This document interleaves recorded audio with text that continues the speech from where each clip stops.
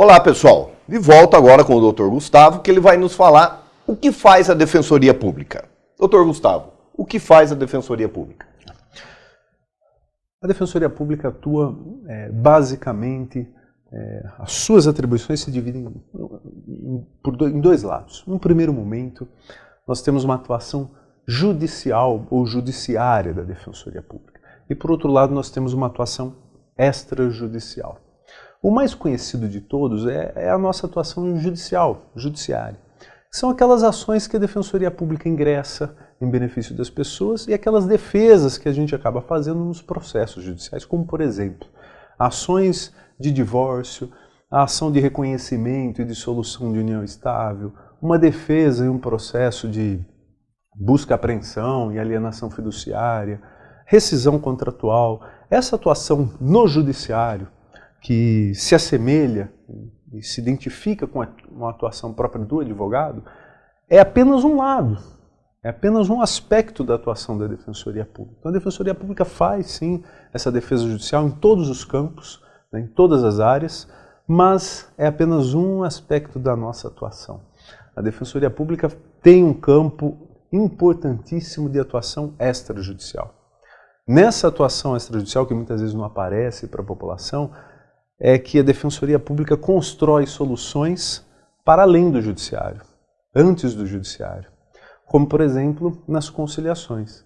A Defensoria Pública, antes de ingressar com qualquer processo na área de família, com exceção da execução de alimentos, em que não tem acordo mesmo, qualquer processo na área de família, excluindo as execuções de alimentos, né, que são aquela cobrança de dívidas que o rapaz não está pagando a pensão, nós tentamos a conciliação. Nós temos uma mini central de conciliação dentro da própria unidade da Defensoria. Nós chamamos as pessoas para a Defensoria antes de ingressar com o processo e fazemos um acordo ali. Esse acordo, que tem o valor de um título executivo, não precisaria sequer ser homologado pelo Judiciário. Mas por precaução, até por questão de organização, como nós ainda não temos um cartório, a gente faz essa homologação, a gente faz o acordo na Defensoria Pública, pacificado o problema, a gente leva para o Judiciário homologa. Então, como funciona? Por exemplo, na área da família. Então, eu quero me divorciar. A pessoa vai lá, procura a Defensoria Pública, passa pelo atendimento inicial. Nesse momento, ela vai ter que levar o quê? Tem que levar os documentos pessoais dela, a certidão de casamento dela, o nome do seu companheiro, a certidão de nascimento dos filhos. Se ela tiver algum patrimônio, ela tem que levar um documento que comprova que ela tem esse patrimônio.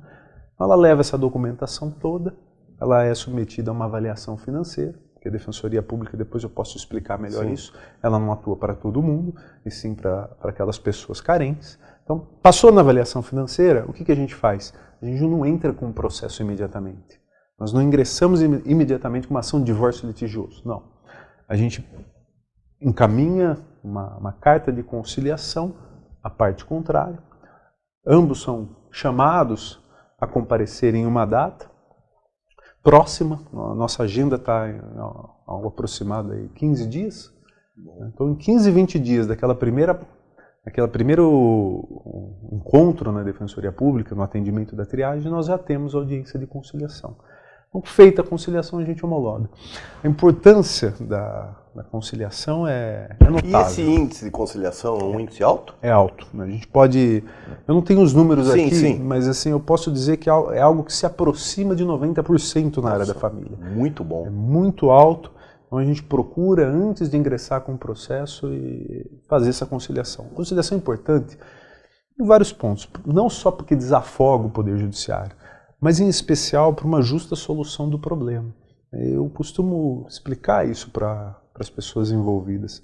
Uma solução consensual negociada entre vocês, inclusive, é muito mais fácil de se aceitar no futuro do que algo positivo. O juiz, às vezes as pessoas... Exatamente. Às vezes as pessoas têm, principalmente nos casos de família, a pessoa fala, não, eu quero o que o juiz falar. Só vou atender o que o juiz disser. Então começa aquela crença de que o Poder Judiciário tem realmente condições de realizar algo absolutamente justo, que a gente sabe que muitas vezes não acontece. Então a gente tenta desmistificar essa ideia de que o que vai vir do juiz é necessariamente o justo, e trabalhar uma solução negociada, né? Porque as regras, é muito mais fácil você cumprir as suas regras, aquilo que foi negociado. É o acordo que você fez, não é? Exatamente. Não veio uma imposição. Olha, é isso ou aquilo. Doutor, eu estava dizendo, quem que pode procurar a Defensoria? A Defensoria Pública, a Constituição Federal criou a Defensoria Pública para prestar assistência jurídica aos necessitados. E quem são os necessitados? E aí é o grande problema. Nós não temos uma lei que diz quem é necessitado. Então o que fez a Defensoria Pública, e esse regramento é seguido por quase todo o Brasil. A Defensoria Pública aqui no estado de São Paulo, por meio do seu Conselho Superior, que é como se fosse o legislativo da Defensoria, criou uma deliberação. E essa deliberação estabelece quem é considerado hipossuficiente, quem é considerado pobre, sob o aspecto econômico, né? E o que nós temos ali? A entidade familiar, portanto, não é a pessoa, e sim o seu grupo familiar, não pode ganhar mais do que 3 salários mínimos. Essa é a regra, que pode ser flexibilizada em casos pontuais de vulnerabilidades que a gente encontrar. Mas, enfim, a regra é 3 salários mínimos à entidade familiar. Esses 3 salários mínimos, esse limite de 3 salários mínimos pode ser estendido para 4, desde que haja idoso no núcleo familiar, ou alguém com alguma doença grave, ou quando essa entidade familiar tenha gasto com medicamentos, enfim, isso tem que ser comprovado. Então a regra é 3 salários mínimos, em alguns casos pode ganhar até 4 salários mínimos. Mas, como eu disse, isso pode ser flexibilizado, né? Se a gente faz a avaliação e a pessoa passa um pouco desse limite, ela tem direito a um recursinho que é feito, não é nada muito técnico, é só a pessoa falar que quer recorrer, uma outra pessoa faz uma reavaliação, um outro defensor, né, no caso sou eu aqui na unidade da Defensoria, e a gente revê e há a possibilidade de atuação. Eu estava dizendo que a Defensoria Pública ela presta um serviço de assistência jurídica aos hipossuficientes, aos necessitados. E quem são esses necessitados? No primeiro momento, são essas pessoas necessitadas sob o aspecto econômico, não tem dinheiro. Mas, por outro lado, a Defensoria Pública acaba atuando para os necessitados sob o aspecto jurídico. Então, são 2 necessitados, aquele no aspecto econômico e o jurídico. E o que é o necessitado jurídico? E aí o próprio Supremo Tribunal Federal já chancelou essa percepção da Defensoria Pública. O que são esses necessitados jurídicos? São pessoas que se encontram em determinada situação de vulnerabilidade, portanto, de uma hipossuficiência naquela situação em que justifica uma atuação da Defensoria Pública, mesmo que ela tenha condição financeira. Por exemplo, réu em processo criminal. O indivíduo está preso e até ele tem uma condição financeira de contratar um advogado, mas ele não contrata. Naquela situação, ele se encontra numa situação de vulnerabilidade perante o Estado, ele está privado da liberdade. E o processo, ele não pode continuar, um processo criminal, sem uma defesa técnica, sem um advogado ou sem um defensor público. Então, nesses casos, a Defensoria Pública atua, inclusive, para quem tem condição financeira. Então, no processo um desses criminal, empreiteiros aí da Lava Jato, se não tiver o advogado, a Defensoria pode trabalhar. A Defensoria pode trabalhar. Só que tem um detalhe, a Defensoria Pública atua, ao final do processo ela cobra os honorários dessa pessoa. Então, não vai ficar de graça. Não é só alegria. Não é só alegria. Inclusive, foi noticiado na mídia, no caso do Mensalão, a única pessoa que conseguiu ter uma solução favorável no processo foi a pessoa que estava sendo defendida por um defensor público. Eu lembro disso daí. E não é assim, não é questão de defender bandido, não é bem assim. O processo foi conduzido diante de evidente ilegalidade, reconhecida pelo próprio Supremo Tribunal Federal. Então, foi uma atuação, o Estado tem limites para punir. Sim. O Estado desrespeitou a lei, e o processo foi anulado. Eu não sei qual o andamento atual, pode ser que tenha sido proposta nova, ação penal, enfim, não sei. Mas naquele caso específico foi anulado. Aproveitando, o que o senhor pensa dessa decisão recente do Supremo Tribunal Federal, quando a pessoa, antes do trânsito em julgado da sentença, ela pode ser presa?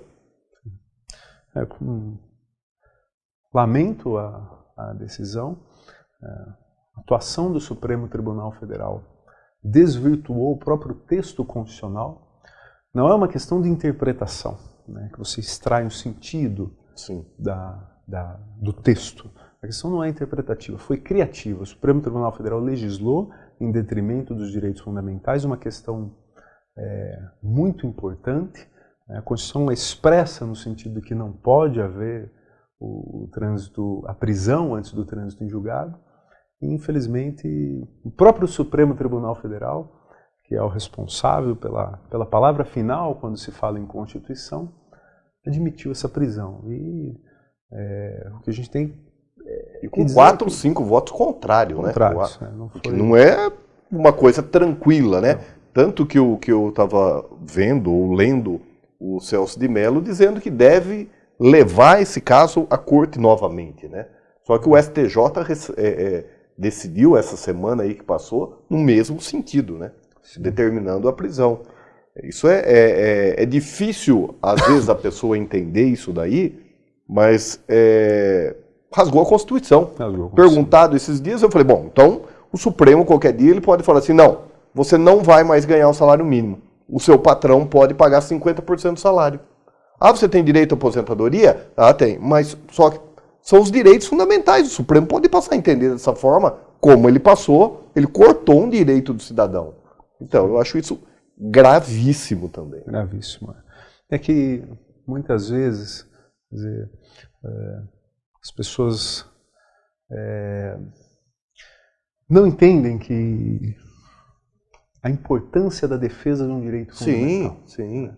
Lamentavelmente, o direito... Olha, não é coisa de bandido. Não é coisa de bandido. Não é coisa de bandido. Não é o caso qualquer do João, do Pedro, do José. É um direito constitucional que está sendo desrespeitado. A questão é tão séria que um promotor de justiça, isso foi noticiado na mídia, logo após os fatos, que está já planejando, preparando uma denúncia à Corte Interamericana de Direitos Humanos. Quer dizer, a ideia é levar isso para fora da jurisdição nacional diante da gravidade do fato. Exato. E eu aponto isso até a relevância desse posicionamento, porque muitas e muitas vezes a Defensoria de Avaré conseguiu reverter decisões em recurso especial e recurso extraordinário. O que é isso? São recursos que vão direto para o Supremo Tribunal Federal, são recursos que impedem a prisão. Já tem um acórdão condenatório mandando o indivíduo para a cadeia. E a gente leva, através desses recursos, a questão para o Supremo Tribunal Federal. E muitas vezes a gente conseguiu reverter. Quer dizer, hoje, nesse cenário, as pessoas teriam sido presas. Sim. Né? Então, quer dizer, não acabou as oportunidades de levar essa questão adiante, elas não terminaram. E, lamentavelmente, foi antecipado. Né? A pena é um grande problema o Estado, nós vivemos um momento de panpenalização, um crescimento, um agigantamento do direito penal em detrimento dos direitos sociais. O Estado fecha os olhos para uma promoção dos direitos humanos e, com apelo midiático, manipula o direito penal de uma forma simbólica, né, dando uma resposta para a população, iludindo a população, criando uma perspectiva que os problemas vão ser solucionados, o que não é verdade. A gente vê o aumento de penas, a criação de novos crimes, tipos penais, e esse movimento legislativo é acompanhado do quê? No aumento da criminalidade. Se tivesse resolvido, se o problema fosse realmente, se a solução, aliás, fosse a construção de novos crimes, aumento de penas, a gente já teria resolvido o problema há muito tempo. Sim. E segundo informações do próprio CNJ, levando em consideração os presos, os mandatos em aberto e também a prisão domiciliar, nós somos o 3º país do mundo em prisão. Um absurdo. Um absurdo. Pelo número que nós temos aí, daria mais de 1 milhão de pessoas presas. E para suportar, hoje parece que tem 400 mil presos, 300 mandados em aberto, nós precisaríamos da construção de mais 1.500 presídios.